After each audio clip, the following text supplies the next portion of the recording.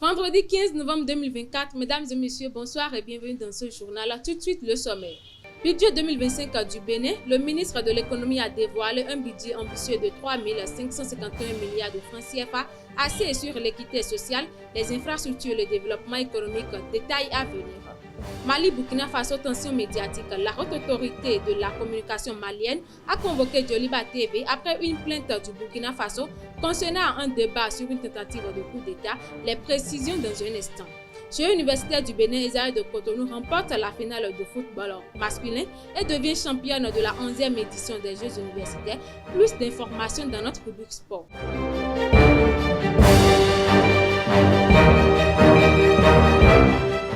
À nouveau, bonsoir chers internautes. Comme je l'ai annoncé précédemment dans le sommet, le ministre de l'économie et des finances, Romuald Wardani, a présenté à l'Assemblée nationale un projet de budget de 3 551 milliards de francs CFA pour 2025. Ce plan met l'accent sur l'éducation, la santé et l'agriculture avec des investissements en infrastructures scolaires, en centres de santé et en sécurité alimentaire. Des projets pour l'amélioration d'accès à l'eau et à l'électricité, notamment en milieu rural, visent à renforcer le bien-être des citoyens et à dynamiser l'économie. La campagne de commercialisation du coton grain 2024-2025 a été officiellement lancée le 14 novembre à Soka, Sinandé. Le ministre de l'Agriculture, Gaston Dossoui, et la ministre de l'Industrie, Chadia Assouma, ont estimé la production à 600 063 tonnes, en hausse de près de 2%. Cette année, les producteurs pourront vendre librement sans prix plancher fixé. Le prix de l'huile végétale a augmenté récemment à Parakou, suscitant des préoccupations. Dans un reportage signé Mouindine Lawani et Sylvie Dedéou, découvrez les causes de cette hausse et les réactions des consommateurs. 2100 francs il y a encore quelques semaines, le prix du litre de l'huile d'arachide est passé à 1500 voire 1600 francs CFA sur les marchés de la ville de Parakou. Une situation qui inquiète les habitants. On avait déjà l'habitude de prendre l'huile à 900, 1000 francs. D'un coup, c'est monté à 1200. Et quelques 24 heures après, ça vient à 1500. Il y a quelques années, on trouve l'huile à 16 000, 17 000, 18 000. Un peu, jusqu'à 20 000, 21 000. Un peu, ça augmente jusqu'à maintenant, c'est devenu 24 000. Mais depuis avant-hier, là, c'est 35 000. Rufus Sarah, le directeur départemental de l'industrie et du commerce du Borgoué de la Liborie, éclaircit la situation et évoque les raisons de cette flambée.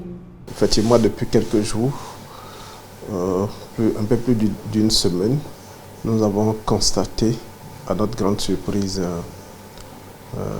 l'augmentation significative du prix de l'huile végétale sur toute l'étendue du territoire du Bénin.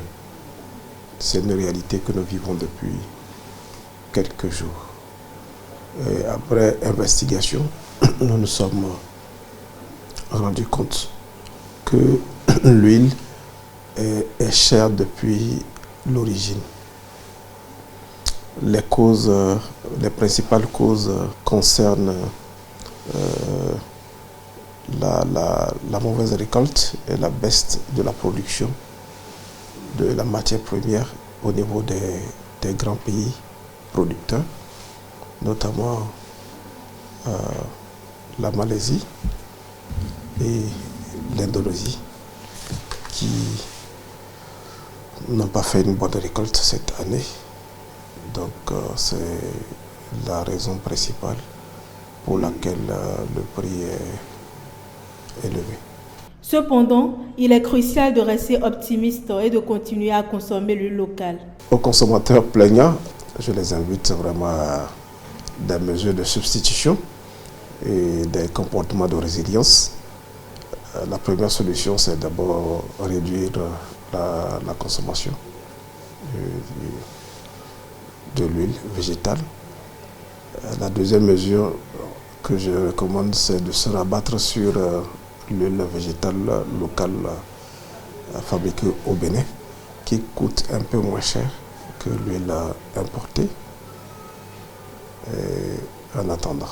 Le directeur départemental de l'industrie et du commerce du Borgo et de la Liborie s'exprime sur la situation actuelle du marché de l'huile végétale à Parakou. Effectivement, depuis quelques jours, un peu plus d'une semaine, nous avons constaté, à notre grande surprise,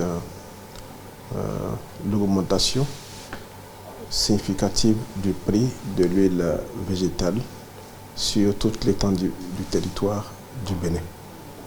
C'est une réalité que nous vivons depuis quelques jours. Et après investigation, nous nous sommes rendus compte que l'huile est chère depuis l'origine. Les principales causes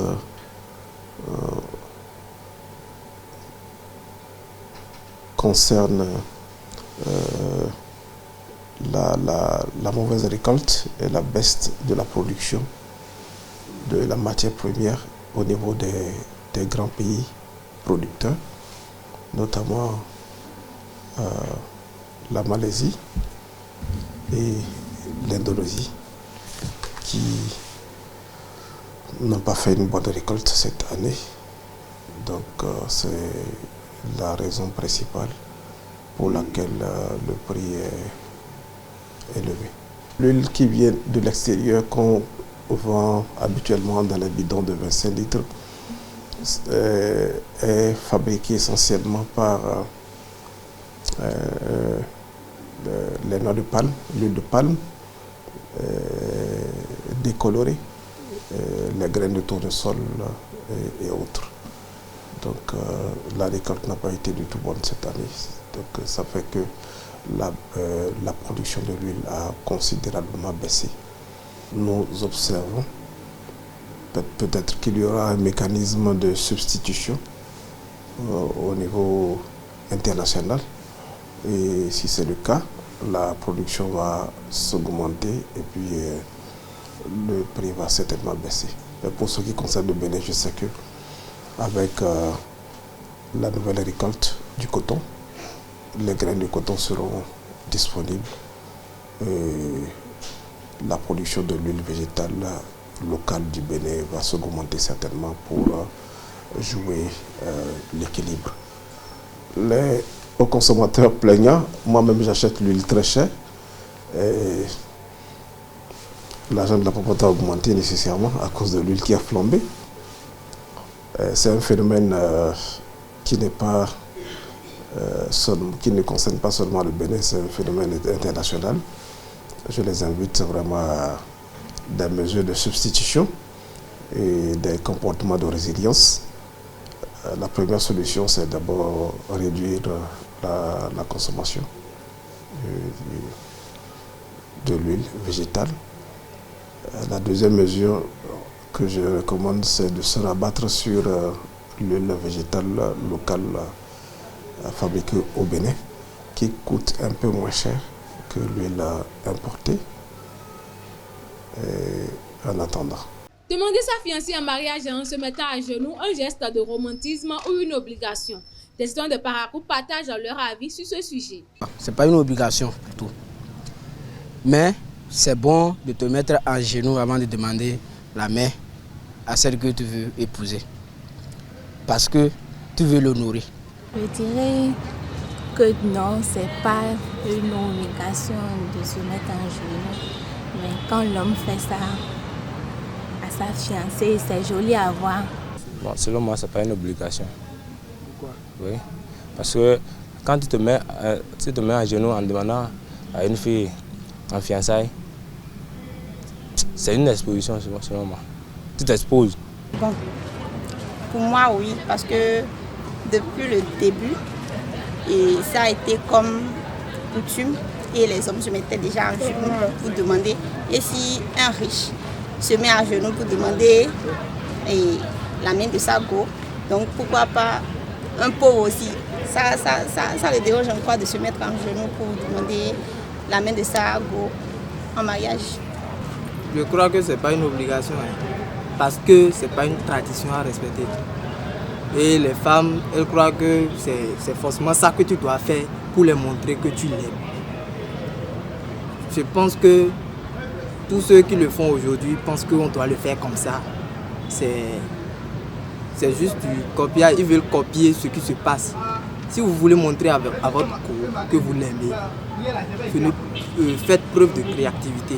Criez, ne faites plus ce que les gens font déjà, que tout le monde connaît. Ce n'est pas une obligation.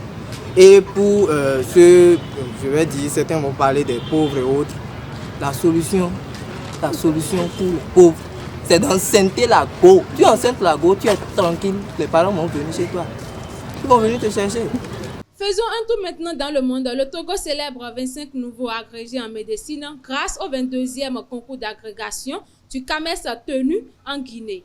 Parmi eux, 14 de l'Université de Lomé et 11 de l'Université de Kara dans des spécialités telles que la pédiatrie, la psychiatrie d'adulte et la médecine interne. Le taux de réussite globale atteint 86%, confirmant l'excellence du système universitaire togolais. La haute autorité de la communication malienne a convoqué Joliba TV suite à une plainte du Burkina Faso reprochant un débat polémique sur une tentative de coup d'État. L'enquête est en cours et des sanctions pourraient suivre. Espoir pour boucler cette édition, la 11e édition des Jeux universitaires s'est clôturée à Djougou avec la victoire de Les Aïeux de Cotonou en finale du football masculin contre la Flaca de l'UAC. Les Aïeux décrochent ainsi le titre de championne. La cycliste béninoise Hermione Arwissou a remporté la dernière étape du Tour cycliste féminin international du Burundi, parcourant 64 km en 1 h 53 minutes 20 secondes. Cette performance témoigne des progrès des Amazones, soutenus par des stages intensifs et leurs partenaires. Prochaine étape, le Grand Prix du Burundi, prévu le 16 novembre. C'est ainsi que se termine ce journal. Nous vous remercions de nous avoir suivis. Restez avec nous pour la suite de vos programmes. À très bientôt et bonne soirée à toutes et à tous.